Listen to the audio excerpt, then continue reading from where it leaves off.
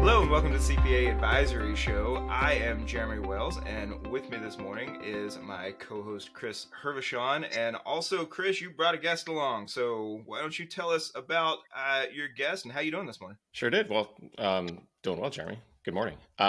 Today with us, we have Alyson Caffrey from Operations Agency. Full disclosure, Alyson is a client, but she is the go-to source for all things operations, documentation, training, all of the internal stuff that we all struggle with.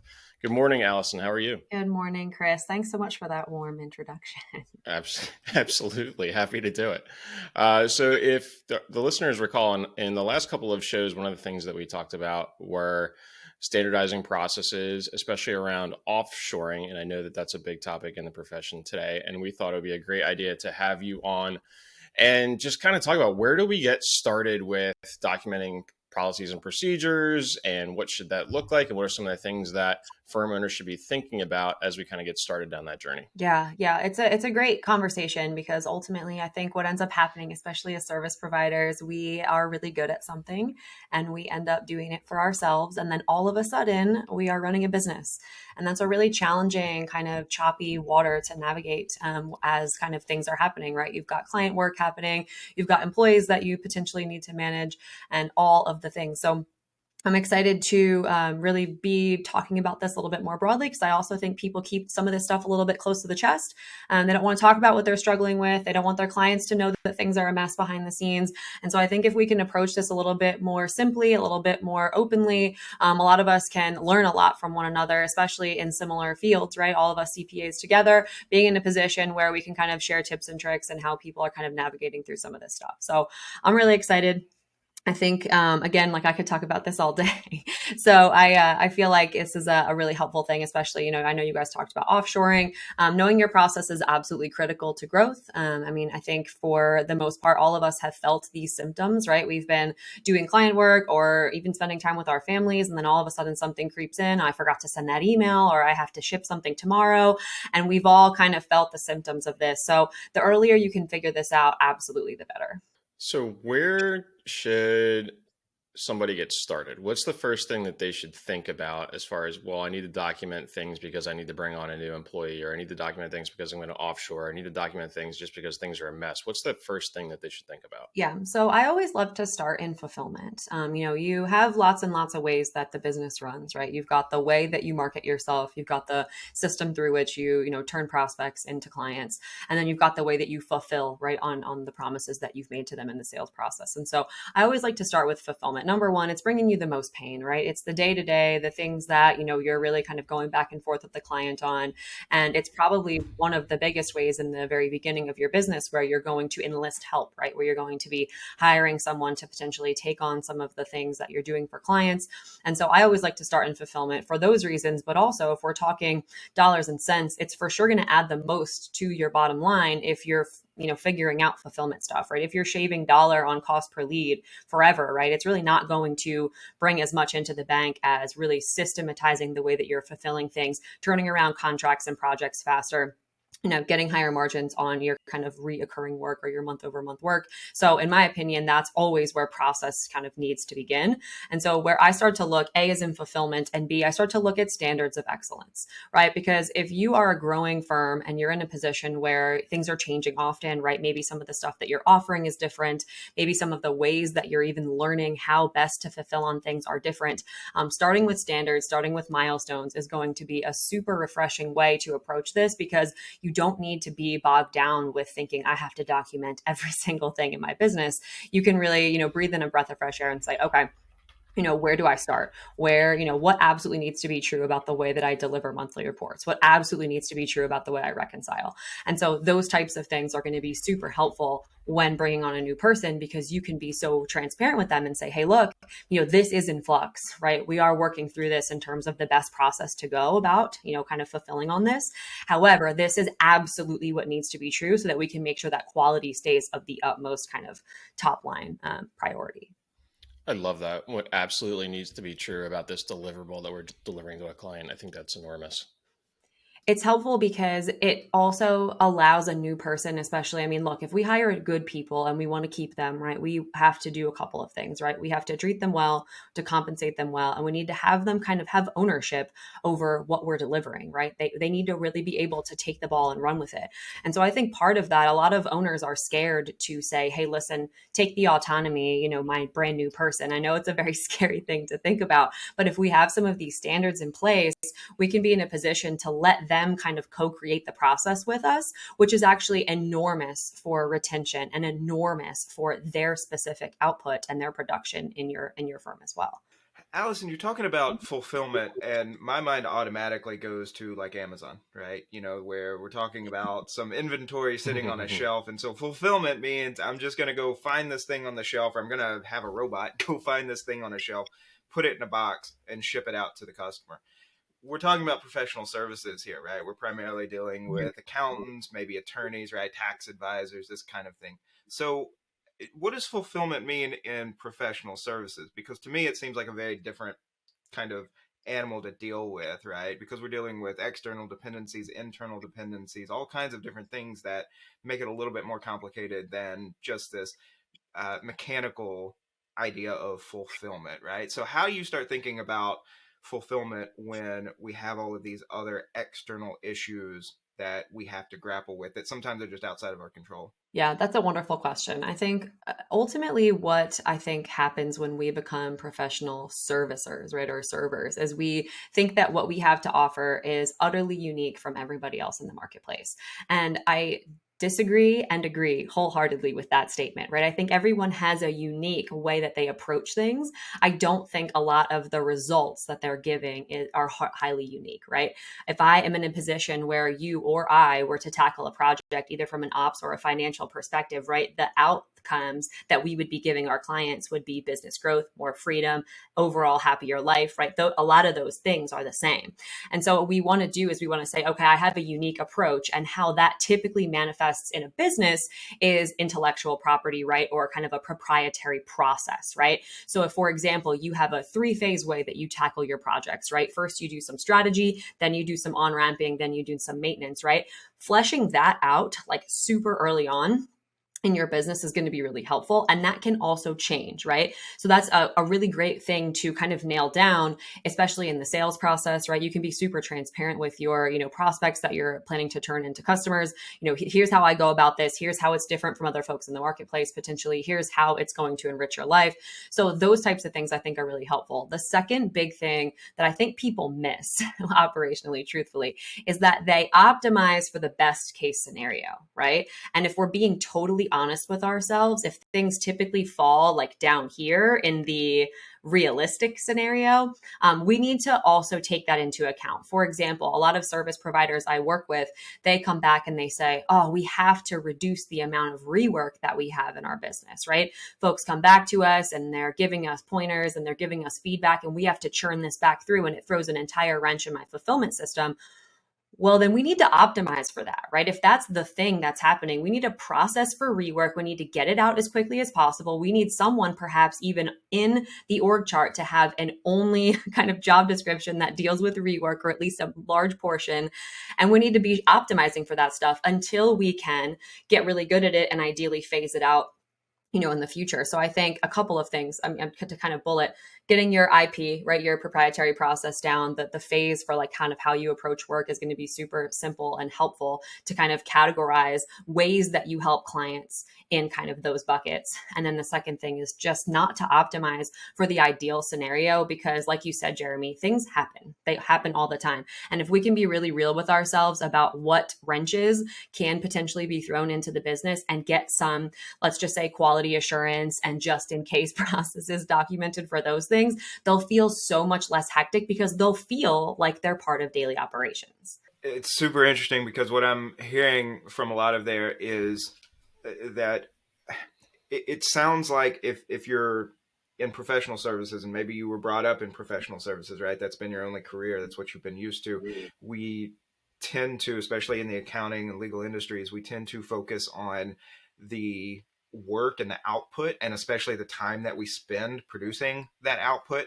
But what I'm hearing from you is a lot of what the result for the client is, right? Like, what are we promoting growth in their business? Are we making them feel more comfortable about their business or their personal finance or whatever their situation is? To me, that is pushing in the direction of what we've been talking about for years now as value pricing, as opposed to something like the billable hour. Are we talking about just a wholesale change in the business model? Or is this something that we can maybe start gradually implementing, right? Because if we're starting to shift away from, the client comes in and I just start the time clock as I'm doing the work, and then I deliver back, whatever I promised to do for them. What you're talking about is process and value. That seems like a very different business model to me. Is that true? Oh yeah, no doubt. I think that, and I don't think they're mutually exclusive, right? I think all of us have retained clients for years and years who are still used to texting us and used to getting price per hour at whatever the original price was, right? And so we all have things that we can kind of transition into. I do think that the value-based model is different and similar from billing per hour. And here's why. I think you can value-based price, right? You can start in the sales process, right? With your proposals, for example, if that's how you are generating kind of new business and translating value, right, to your clients in the sales process. You can begin by not saying, here's how many hours I'm going to work for how much you're paying me, right? Originally, that will change and shift, the kind of mindset of someone who's working with you to saying, hey, listen, this is what this result costs, right? And here's about how we're going to get there from a process perspective. No mention of time, but what we need to make sure on the back end, that actually puts a little bit more onus on the business owner to be comfortable with their numbers and be comfortable with their process to be able to price like that. So that means that we still need to know behind the scenes what our production numbers are, meaning what is our actual billable hour, right? What could be throwing huge wrenches and things. And so when we begin to price some of those things, we can say, okay, we can take a slight, let's just say a larger loss on ramping a client if we know that on average clients are going to stay with us 7 months plus, right? That means to me that I'm going to be making my best margins in month 6, 7 beyond, right? So in my opinion, knowing those numbers actually helps us value price a little bit better. And so I think that's why folks fall back on the hourly rate, is because it's so much easier just to get to that. And it's so much easier to fall back on, I'm just going to charge this person $375 an hour, when in reality, there are going to be times where, that price, in order to raise it, is going to be such a huge challenge for your client base, rather than just kind of positioning the results in front of them. That is fascinating. I wanted to go back to a point that you made a couple of minutes ago about how we often try to optimize for the best case scenario, which is a fascinating point, which I think probably 99% of accountants do. Probably. I don't know, Jeremy, you tell me. And then you made an interesting point about hiring in the org chart for rework. So for a lot of our listeners, they're 3-person, 5-person, 10-person firms. At what point do you insert that person into the org chart? What would be that demarcation line? Yeah, great question. So what I like to do is I like to take a look at, let's just say the last quarter worth of projects, right? And say, hey, listen, how many times, especially if you're using project management system or a central location for tickets and work and all of that stuff, how many times did something get kicked back to us with simple questions, with total rework, right? So I typically like to put them in a range of we had to, move some commas and things like that around, right? The next thing was we had to completely kind of redo one piece of this, or this was a total and utter rework. And so those 3 levels of things typically help me understand as an operator, okay, if it's totally wrong, did we just miss the mark with the client? Is this person maybe not the type of person we should be helping? Or is my team just not trained on this thing that we were supposed to be delivering, right? And then the second kind of tiered bucket would basically be, if something kind of major but not total rework had to be done, same thing, right? Are we in a position where my team understands how to kind of deliver that piece? Was there a communication issue between me and the client? That sort of thing. And then what I would basically do is start to kind of compile the list of potential issues, right? So if, for example, we're in a position where we have to do complete rework, do I need to create a training for my team on how to understand how to do this, right? So that's kind of the process issue, right? Like my team needs to understand how to be able to deliver this. The second thing, if it's a communication or a client issue, right? Does my client need some type of education around perhaps how we're speaking about this, how we approach this? I'm sure that happens with you guys, in the financial field. A lot of people just don't have a financial acumen. And even so, they just need a little bit of handholding to kind of get them to the point where they're like, oh, I understand this report now, right? So even creating simple things like a knowledge base for your clients, or creating a simple thing, like a screencast overview of here's how I got here kind of thing. Super, super helpful. I mean, Chris, I'm sure you're like, oh yeah, Alyson's totally that client. Like I always need a screencast. I'm like, show me how you got here, because the numbers are all over. Like Chris's acumen is up here and I'm just kind of like hovering down here. So all that to say, super simple. We could do a couple of those things, but if those things don't significantly decrease rework, then in my opinion, there needs to be a person dedicated to rework. So start with the process first. Start with giving your clients a couple of things that they can kind of really sink their teeth into, those screencasts, perhaps a little wiki or an area that they can come in and, see some simple definitions of some of the reports that you guys are looking at. And then we can be in a position to dedicate someone. Now, 3 to 5 person firms, I wouldn't say you're going to have one person on the org chart dedicated to that, right? They can have a portion of their job description that's dedicated to rework. And then once the firm becomes big enough, if rework is still an issue, you can have someone move over and dedicate to actual rework. I love that. So one of the things that we do internally, which gets into the capacity planning discussion, which I guess could probably go on for forever, so we should probably clear our calendars. But one of the things that we do is we try to budget for 60 to 70% capacity across the firm. So we don't necessarily call it rework, but things that pop up, like ad hoc requests, ad hoc questions, just things that pop up. I'm wondering, how do you think about capacity planning in that regard? Where do you start? What should be the 100%? Like, should the 100% really be the 100%, or should the 100% be something less for the smaller firms that maybe can't fit that person in the org chart? Sure. Capacity planning wise, I feel like smaller firms probably need to hover around 75%, right? Just because I think it's prudent to kind of stay right about there. And that can include rework, right?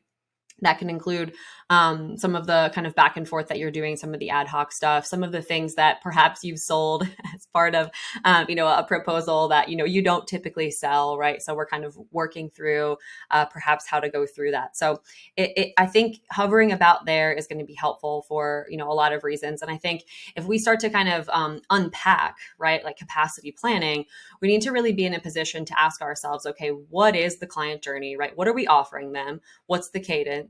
And then we need to take a look at where do a lot of the back and forth pieces come, right? For you guys, it's probably at month end, it's probably at quarterly planning, it's probably at year end, right? So we need to be in a position to say, all right, there is a cadence with my clients and it's about this. And so if we can kind of take, let's just say an example project is something that I find super helpful when I'm working with my clients. I say, all right, let's sit down. Let's talk about client A, right? What has been their process so far and what has kind of come up? And we can really take the bulk of their experience and take a look at, okay, from a capacity perspective, right? We were able to work on this client for X amount of hours for these 2 months or whatever. But then once quarterly came by, right, they were in a position where they had a ton of questions and they really needed to understand a lot of things. So we upticked, about an additional 10 hours that month for that client, right? And so you can start to see where it ebbs and flows, and you can begin to sort of kind of parse out, okay, if we're in a position where I've got 5 team members and we're all at about 75% capacity, with our current client load, we can be in a position to say, all right, maybe during tax planning and during quarterly, we can kind of loop in an additional team member for about 10 hours, right? At that time. I know that that's probably, I would say, easier said than done, right? In that case. But if our processes are clear, right? Like, so for us, for example, what I do is we have people writing processes. 24/7. I have a team of 5 that all they do all day is write process. And so for the most part, what we do is if we have a big project coming down the pike, I know about how many processes per week each of those people can handle based on their given capacity to me. And so if I see a project coming down the pike, I know that I need to get a new process writer in at least for an interim time.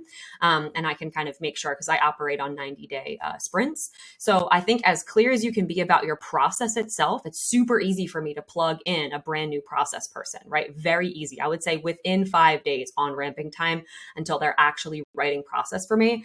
Try to achieve something like that with some of your like easier low hanging fruit deliverables, right? Reconciliation, that type of stuff, right? Be in a position where if you need to enlist help for larger capacity months or larger capacity periods of your business, try to see if you can optimize that process first, because then you can really pull somebody off a bench if you need to fairly quickly. That was a lot. I hope that answered the bulk of your question, Chris. It definitely answers the bulk of my question. Jeremy, you asked a capacity planning question. I was going to say, I think a lot of people struggle with capacity planning because they don't actually know the true capacity of their team. And I think that is probably a larger, overall, just a larger question. You said, Chris, we could talk about this for days. But I think finding the capacity of your team, truthfully, first and foremost, is going to be the biggest domino to fall. And so I think that in and of itself, you need to know what the cost per deliverable is for pretty much anything that you're offering, right? What is the internal cost to the business to deliver on certain pieces of your project? And so that very much comes first in operations, right? And then second in, pretty much how you're paying people and where the dollars are going. So really taking a look at, okay, this is my core service, or this is kind of the suite through which I offer results or whatever, right? Depending on whether you're in financial services or legal or, really anything, you can say, all right, this is about how much it costs me to deliver that thing. Here's about my process. And then really what we need to kind of chat through is this process repeatable at 3 clients, at 5 clients, at 10 clients, at 30 clients, and really need to ask ourselves how that's going to work, because capacity also kind of gets into, as we grow, is this process actually repeatable to the point where someone else could take it over for 30 clients, right? I think also too, we kind of factor as the owner our capacity into things, and our capacity not only is going to likely be more efficient because we have all the industry expertise, all of the knowledge, all of the stuff, right? We can do things a lot quicker. But if I replicate this over to, say, a junior, are they going to be able to deliver similar result in a similar time frame? The answer might be no, but maybe we can help supplement them with some process or some training to help them get there. Yeah, so I think I have two maybe objections, right? And I'm using the word objections from the sales perspective, where it's a just sort of a intuitive rejection of what you're saying, even if I know logically that it's probably right. But the first one is, when I hear you say we should have 60% or 70% or 75% capacity, in my mind, I'm thinking, okay, so I'm paying people to just sit there with nothing to do for 25% of the time or 30% of the time, right? So what does that actually look like? The second one is the kind of work that starts coming through a business, especially in a like a professional services firm, like an accounting firm, right? Not all of that work is equal. So if I have a bookkeeper that I put at 60 or 70% capacity, but then we have a slew of IRS notices come in, I can't just easily reallocate, right, that bookkeeper to deal with those tax notices, because it's a very different kind of work, right? So I might be overworked on one part of the business and underworked on the other. And that doesn't necessarily mean I need to hire somebody else, because then I'd be way less than that 50 or 60%, right, on that side of the business. And now I've got an even bigger problem. Right now I'm really paying a lot of people to sit around and do nothing. So I guess that's, kind of where I'm coming from on the capacity planning issue. Is it sounds like I'm going to wind up paying people to sit around with not enough to do on the flip side, right? Like, how do I keep the pendulum from swinging too far the other way, I guess is what I'm saying, right? Yeah, totally. I mean, the easy thing to say is make sure you're full, right? That's the easiest thing ever. And I know today, right? Like as we're sitting here, I mean, sales cycles are longer. It's just like the market that we're dealing with, right? And so the easy way to say is stay full, right? The second big thing is that I know you guys talked about offshoring, but offshoring can actually handle a lot of the issues that you're talking about, right? Instead of being in a position where you have to pay people to sit there and kind of be in a position where you have someone who's doing bookkeeping and then you have someone who's handling, for example, IRS notices, like you just mentioned, you could be in a position to say, okay, how could I perhaps enlist the help of, a white label service, right, to take on one or both of those things so that I don't have to just kind of sit with a big salary and I can really just enlist their help whenever I need it. So that, I think, and especially depending on what your business growth goals are and what you feel like you can handle capacity wise and what your pipeline looks like from a sales perspective, I really do think that enlisting help of, part-time contractors, really being in a position to not really hold too many salaries in the very beginning. Because I think, as well as you guys know, right, you could be in a position, like you just said, Jeremy, to be paying people to just sit there. And so really leaning on those contractors, really leaning on your process. My opinion is that if you're in a position where you have IRS notices and you have, just like you said, bookkeeping, right? Those are two very trainable skills to be able to deal with. And if you're in a position to think through, this isn't a full-time employee, this is a 15-hour per week contractor during these periods of my business, it's a lot easier to sit with the cost, right? Because you can justify it. And B, also just being able to plug somebody in because the process is very clear. I personally think that process is one of the biggest generators of freedom in the business. And it's not only freedom of the owner, but it's freedom of the actual team to be able to move around, if they need to, right? I know that we don't want to pull somebody in a completely different skill set, but I've always gone by the mantra of like, if my mom can understand this process, it's a good process. And so I'm not saying we should have bookkeepers do IRS notices forever, but if perhaps they need to for a minute of time, our process should be good enough where they can get it like 80% of the way. Yeah, and this is something I realized when I started hiring people is that, we tend to think of the either the outcome or result, right, or the entire project, right? Like, so a client sends in an IRS notice and we think about, we've got to get the response back to IRS so that we can resolve this. But there are so many tasks that need to happen as part of that process. And if you're not documenting that, if you're not breaking that up. So when I started hiring people, I had to build all of that out into my practice management system. And then I started realizing, wow, 60, 70, 80% of these tasks are 2 to 5 minute things that almost anyone could do. And yes, the final product needs to be reviewed and probably parts of it need to be written up, and there's going to be some recommendations as far as here's how we're actually going to handle this that need to come from somebody experienced. But a lot of just the the administrative, the menial labor of that can be done by somebody that isn't licensed, somebody that doesn't have a ton of experience, somebody that isn't part of the ownership or management structure, right? And so I think there's a lot to that of breaking out the processes. And then now the next question is having people to fill in those roles. So offshoring is one option, of course, but if we're talking to somebody who isn't willing to go down that route, and there are going to be a lot of people in the accounting and legal industries that aren't going to be open to that, now we're dealing with labor shortage of qualified applicants, so of qualified people to do the work. What do we do then? Is there a solution from an operations perspective of just not being able to find people to fill these roles? Yeah, that is the reality of, a lot of businesses, right? They can't actually fill the role. I think my thought process here is that there's kind of two things at play, right? It's first of all, the mindset of the business owner, right? They have their firm and their name is on the placard on the door, and they have very, very, very high hands-on kind of just time, right, dealing with their clients. They're in a position where their reputation is at stake, and they really are hesitant to let go, right? They're really hesitant to be in a position to say, hey, listen, I'm going to let somebody else kind of own the results on my behalf. And so I love that you brought up that there are likely a handful of tasks in the overall bigger result picture to be able to offload to some of those people. So I definitely encourage folks to be thinking like that, because even if we're in a position where we can offload, let's just say 50%, 60% of some of the things that we are doing, we really are able to kind of stay in the like strategic and quality assurance kind of level of our business, which is where we start kind of creeping into that C-suite level, kind of role in the business, or a president level role, right?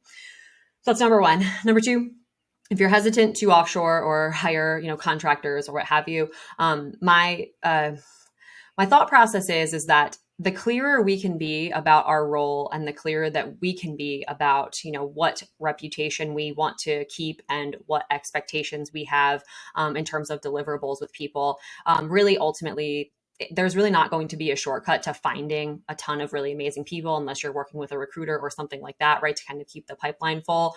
I've always been a huge proponent of not only processes, but key performance indicators for the team.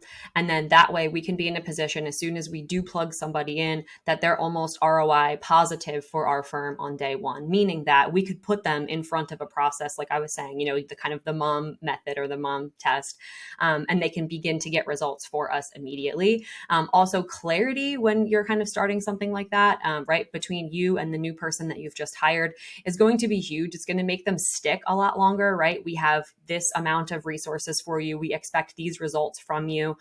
Really, really helpful.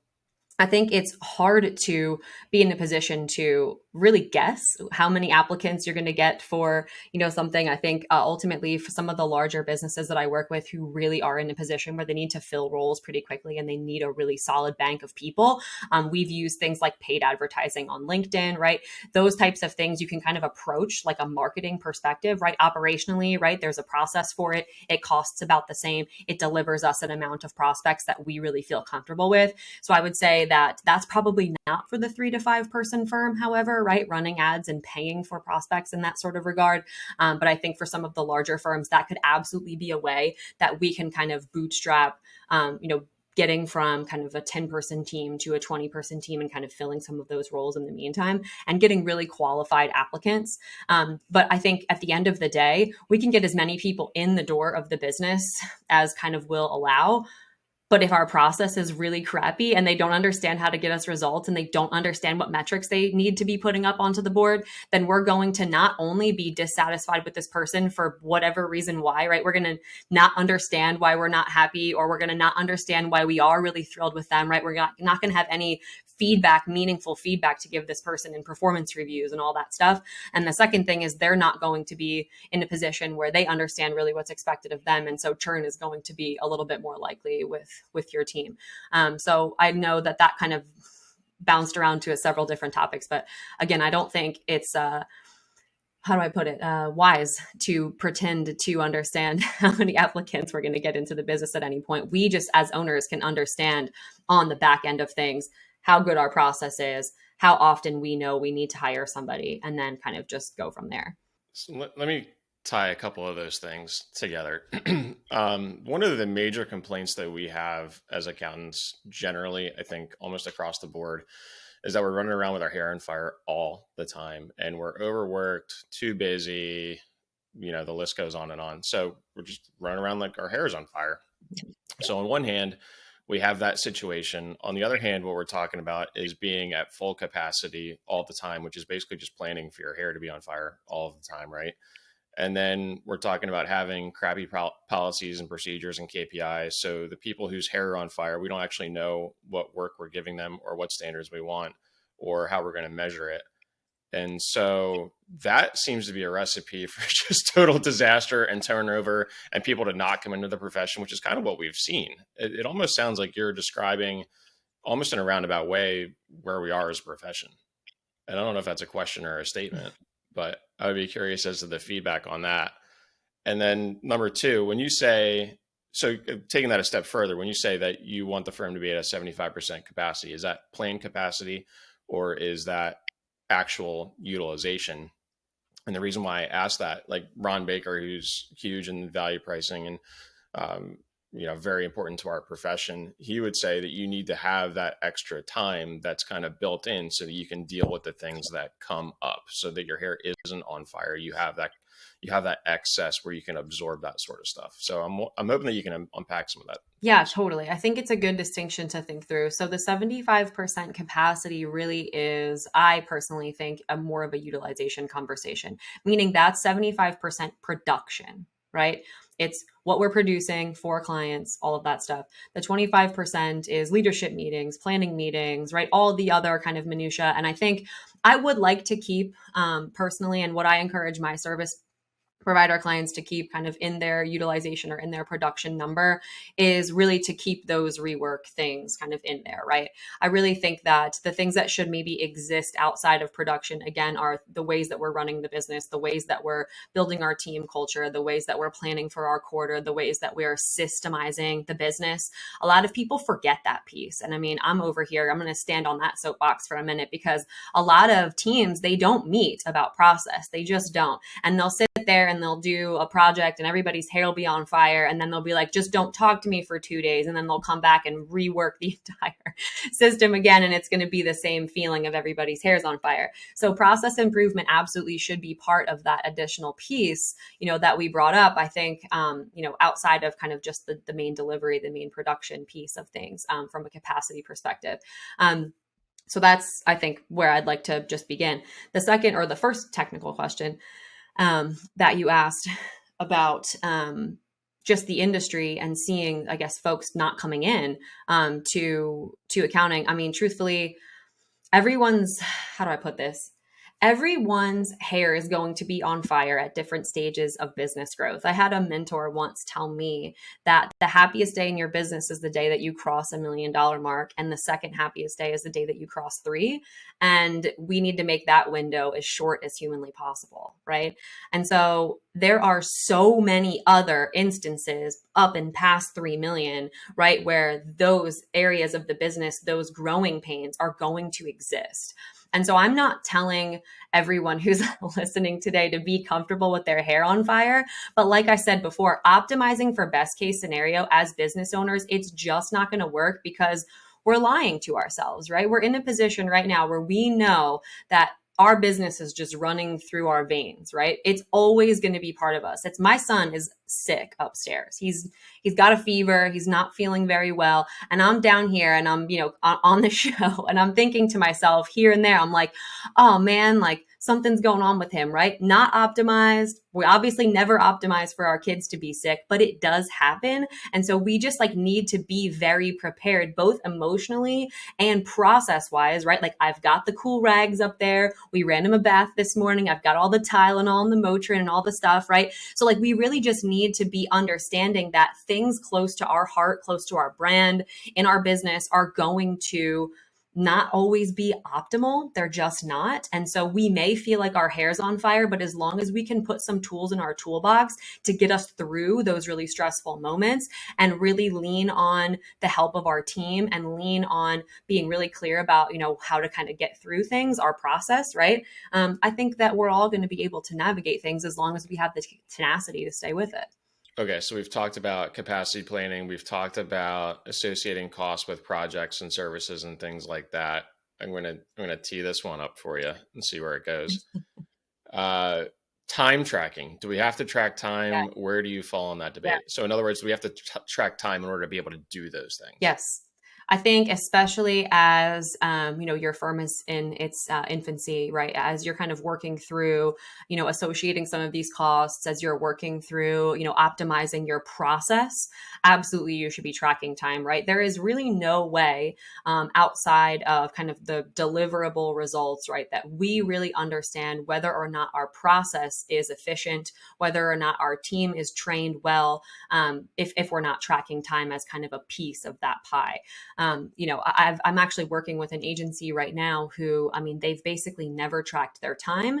And we're finding that most of their C-level team is actually roped into production, which is making their production cost extremely high. And they're almost teetering on 3% margins at this point. And I'm like, guys, we need to be in a position where we know this earlier, right? We have to know this a lot earlier. And we need to be in a position too, where we can confidently charge if we are charging by the hour, or if we are charging from a value-based perspective. We still need to know what that kind of bottom is, right? We still need to understand, okay, this is the bare minimum of kind of what I need to make, right? Whatever it costs me for production plus whatever my 30% margin.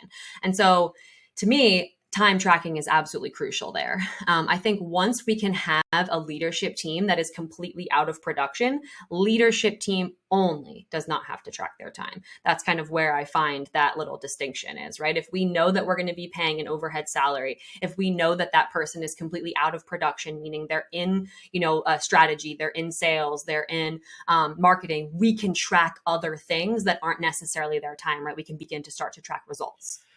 It's interesting that you bring up production costs, because I have actually gotten into amicable discussions. I wouldn't call them arguments with other accountants centered around this, what I think is an antiquated concept that we call cost of goods sold, right? And so you have revenue, all the money coming in, you have your normal operating expenses, your office expense, your advertising, your administrative salaries, those kinds of things. And somewhere in between is that amount that you pay in order to be able to generate that revenue, right? That's the cost of goods sold. And it comes from the old industrial, right, revolution kind of way of thinking about, it costs you X to make a widget and you sell the widget for Y, and the difference is your gross profit, right? And a lot of accountants will say that because we're not talking about a manufacturing process, we don't have cost of goods sold. And I work with a lot of marketing agencies and even real estate agents, right? A lot of, what I call knowledge workers. And I think they absolutely have either cost of services or cost of sales, whatever we want to call it, even if it's not actually producing something, right? I think a better term for this is direct cost, right? The cost that it takes to actually produce revenue. So tying together, our focus on finance and your focus on operations, what's the relationship for a client, right? What should be the relationship between thinking about operations and thinking about finance? How can we as accountants, right, as the financial advisors to our clients, give them a better perspective into what it's actually costing them, not just to operate their businesses, but to actually make money in their businesses, right? How can we help them bring together both the financial and non-financial data, something that we've talked about on the show before, to actually give the management, you as somebody advising them on operations, a better picture into not just is there a good bottom line, but is there a good profit margin for the business? Yeah, I mean, the profit margins, I think, and again, like you guys are the experts financially, right? We're advising, or you guys are advising your clients that they should be taking home X, Y, or Z amount of profit, or they need to build in their dreams for how much profit they want to take out of the business, right? But ultimately, right, businesses are created to provide amazing results for clients, but they're also made as vehicles for the owners to be able to enrich their lives and help the lives of others on their team and that sort of thing, right? So we really need to start to think through, okay, what do we want out of the business, right? We want to be able to help this particular market with this particular problem, but we also want to be able to take X amount of dollars a year out of the business and go on 9 vacations with our family, right? So we need to create that balance, right? We really do. And the earlier we can be honest with ourselves about that, I personally feel the better, because what we don't want to do is we don't want to build a business that's optimized for our hair on fire all the time. We want to build a business that's optimized for me to take 9 vacations with my family per year, right? So I think that mental shift for sure needs to happen. And the more we can be honest with, either from a financial perspective or from an operations perspective with our clients about, hey, listen, right now you're building a business that's optimized for you to be in it 24/7, then we can just have a really real conversation with them about how perhaps things need to change. So I think pulling in some of the things that we can kind of talk about. So obviously it's easiest to track the dollars, and that's wholeheartedly where I find people find the most operational issue with their business is once they start to track the money and see like, oh, wow, okay, I actually did spend a ton on this person. And even if we're not tracking time, right, we can still say, okay, person A and person B have a pretty similar job description. I'm paying person A double what I'm paying person B because it's just taking them longer to fulfill on some of those things. So first and foremost, we need to be tracking, okay, what are we spending and how does that differ between perhaps some of the different, mechanisms on our team, mechanisms being people, process, and systems, right? So if the same process is happening, i.e. onboarding, right? Super critical one to figure out really early on. If it takes person A to onboard somebody, right, 2 days, but it takes person B 10 days to onboard some of those people, we need to crack that nut open and say, all right, this is costing me more for person B, but also is person B trained well enough? Is person B getting all the clients who have like weird external things going on? Or like, are they just kind of fielding all the random things that we don't know about? Is our project management system totally firing on all cylinders? And are the two of them actually working two different processes to onboard some of these people, right?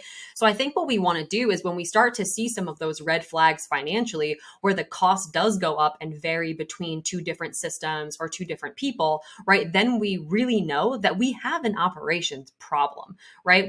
And we talk about those three things, right? It's either a systems operation, a process, or it's a people op, right? It's one of those three issues. And so when we start to kind of pull back the layers of how that needs to happen, right, we kind of can start to cover those bases. If you think of those three things interacting like a Venn diagram, right? If we have a good system, let's just say, right, a project management tool or a task management system, if that's built out with all the tasks that they for sure need to check in order to onboard a client, and we've got everything good to go, we know that that base is covered. If we have a good process, right, in the other kind of circle to know, all right, this is how I flow through this. Here's how I communicate with the client. Here's how I input that data into our backend system. Then we know we're good to go there. And then the third base, right, is the people thing, right? We need to know, all right, for sure, do they understand what their expectations are in order to basically fulfill on this client, right? Do they understand that it should be taking them 2 days? Do they understand what their key performance indicators are? Have they been trained and kind of performance reviewed through the process? If those things are true, then you probably have some good numbers sitting in your dashboard right now. If they're not, right, if those three bases aren't covered, then you could be in a position to start to kind of pull back the layers in one of those and say, all right, is our project management tool totally not optimized? Is our process just really choppy and unclear? Do we have new people in my team who just kind of don't understand what they're doing and have no kind of standard of excellence for how we're actually performing some of these things? Do they just drag their feet, right? So if we can start to kind of isolate some of these things, we really can have a lot more comfortable conversations with our team about, where perhaps the breakdown might be. So over the course of the last, 30, 40 minutes or so, I've heard project management software or tool brought up a couple of times. So I'm curious, what does that look like? What does an optimized project management system or tool look like? What are the core components? The one you use. I work with so many, because I work with a lot of agency owners, and I'm a huge victim of this too. Like, I have AppSumo. I love the shiny new things. It super interests me, new software. I love to be on the cutting edge of things. However, I always tell my agency owners, it's not the tool, it's the principle, right? The principle of having the discipline, right, to be able to actually work a system. I know that it doesn't always come very naturally to us, and it's always kind of like pulling teeth to get your team to track time or to get your team to operate inside the project management system. So I always say, start in a Google Sheet. If you don't know where to start, hammer out all of the tasks that you have and say, hey, listen, this is Alyson's portion of the tasks. This is Chris's portion of the tasks. This is Jeremy's portion of the tasks. And then make sure that we're very, very clear about how that goes. And then if you're in a position where you can use that Google Sheet, again, free. There's a ton of free project management systems out there too, but you have to be using it, and you have to be in a position too where you're not pigeonholing all of your deliverables into a system that you think looks beautiful and shiny. It has to actually work for the industry that you're in. I know so many agencies who are like, for example, like Basecamp. I'm not going to die on this hill, but I really don't like Basecamp. It's just really not my preference. I have so many agency owners who are like totally tied to this system that feels really archaic to them, and they want to be on the cutting edge of new things. And to move a system later on in your business is absolutely going to be so painful. So starting first and foremost with the basics and understanding this is what I need, and then auditioning pieces of tech to fit that need is going to be the best case, growth scenario for the business. So what are some of the core data points that you would suggest need to get tracked in a project management system? Yeah, no doubt. So I think obviously task management, obviously internal conversation within your team. I also think that being able to share a view with clients could be helpful depending on what type of service provider you are and depending on what type of visibility you'd like your client to have into the system.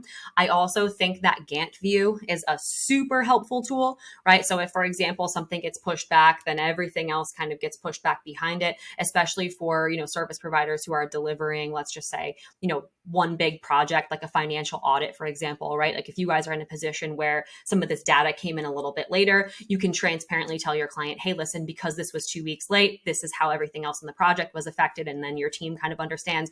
Really helps too with capacity planning if you're a project-based, firm. So super helpful there. I also really think that and it depends. You can kind of pull reports and make them your own. I mean, Google Sheets is like pseudo software in some cases, right? And I personally vibe that way. But having some sort of way that you can kind of see projects and things at a glance, looking into reporting systems. Monday.com, I know, has an incredible dashboarding capability. I really do love looking at that type of stuff with my clients and saying, okay, where are we? What phase are all of our projects in? Where kind of are we behind on projects? Because a lot of times too, what I really want to track inside of a project management tool is if we quote a 90-day project, how close are we to hitting that exact date, right? And so that number, as long as your project management tool can keep everything on time and make sure that that delta isn't over by 60 days, 30 days, whatever that's going to be, that's where you're going to start to dip into some of your extra profit on the project, right? Especially if you're quoting per project or you're delivering something per month, you don't want to be in a position where that number is going over. So as long as your project management system can do some of those basic things, you'll be golden. Well, Alyson, this has been a long or a wide-ranging conversation. We've covered a lot of ground. We are bumping up against time. So what are the top 2 or 3 takeaways as far as starting to standardize your processes or how do you think about operations? And then where can everybody find you and get in touch with you? Sure. Yeah. So the basic things I would start to do first and foremost are take a look at some of your standards of excellence for fulfillment, right? And Jeremy, not the grab the box off the shelf Amazon fulfillment, but how you're providing your services, right? What are those milestones with some of your core services in the way that you fulfill? What are those standards of excellence, right? How do you need to be delivering reports? Kind of get those, milestones in place and kind of get those bumpers on the lane. It'll help you kind of understand how things need to kind of be priced. It'll help your team be able to help you kind of deliver quality results. The second kind of more tactical thing is get Loom on your Chrome extension. If you don't have it already, screencasting is probably one of my favorite 21st century tools for operating a remote team or even building a knowledge base for your clients, for your team, to be able to understand some of the things that you understand, right? Just kind of showing your screen, physically talking through some stuff. I know so many clients who come in and work with us and they're like, I have a ton of Looms for my team. And I'm like, great. These are so helpful and useful. You have no idea. And so it's just so nice to especially kind of manage quality and things, right? This is what I should be seeing. So those 2 big things, if you can start to kind of move in that direction, will be wildly, wildly helpful. And secondly, my, again, operationsagency.com is where I'm at. I'm usually pretty accessible. There's a ton of resources on my site and, I'm easy to get in touch with. Good deal. Well, thank you so much, Alyson, for being on the show. There's a lot of good stuff here. I think a lot of professional services firms would do really well to take a step back, think about their operations, especially this time of year for tax firms that have a couple months before the start of the next tax season to think through a lot of these issues. But other than that, the fulfillment part, and yes, fulfillment in the broader context here of just making sure your clients are staying happy and that you're being helpful to them, right? And the less hair on fire that you are, the more valuable you'll actually be to them. It's not all about effort. It's about actually being helpful to them. Good deal. So thanks again, Alyson. Thank you, Chris. And this has been the CPA Advisory Show. Thank you very much for listening or watching. Hey, it's Jeremy. Thanks for watching the CPA Advisory Show here on YouTube. If you enjoyed this episode, please subscribe, like, and leave us a comment. We'll probably read your comment on the air. Be sure to follow us on Twitter at CPA Advisory Show. And if you have an idea for a topic or guest you'd like to see, email us at host@cpaadvisoryshow.com. Thanks for watching, and we'll see you next time.